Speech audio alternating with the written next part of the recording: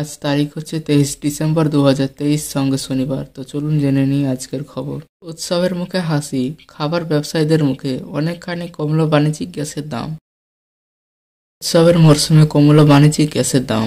শুক্রবার এক ধাক্কায় 39 টাকা 50 পয়সা কমে গেল 19 কেজি সিলিন্ডারের মূল্য। সাধারণত মাসের প্রথম দিকে গ্যাসের দাম রদবদল হয়ে থাকে। চলতি মাসের শুরুতেই বেড়েছিল বাণিজ্যিক গ্যাসের দাম। তবে বড়দিন নতুন বছরের কথা মাথায় রেখে এলপিজি বাণিজ্যিক গ্যাসের দাম বেশ খানিকটা কমিয়ে দেওয়া হলো। তবে গৃহস্থের ব্যবহৃত গ্যাসের দাম অপরিবর্তিত থাকবে।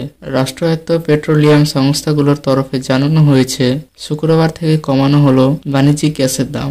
এক লাফে প্রায় 40 টাকা কমানো হয়েছে 19 কেজি বাণিজ্যিক সিলিন্ডারের দাম। ফলে কলকাতায় একটি সিলিন্ডারের দাম হলো 1868 টাকা 50 পয়সা। দিল্লি, মুম্বাই ও চেন্নাইতেও 2000 টাকার নিচে ঘোরাফেরা করছে।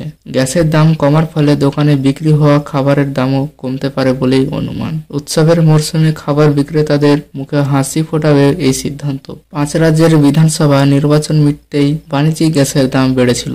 22 টাকা 50 পয়সা বেড়ে কলকাতায় বাণিজ্যিক গ্যাসের সিলিন্ডারের দাম 1900 পেরিয়ে গিয়েছিল।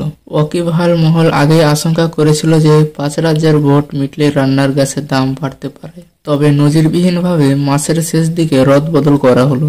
বিশ্ববাজারে তেলের দামের সঙ্গে সামঞ্জস্য রেখে সাধারণত মাসের শুরুতে গ্যাসের দাম বাড়ানো বা কমানো হয়। এখনো অপরিবর্তিত রয়েছে গৃহস্থের গ্যাসের দাম।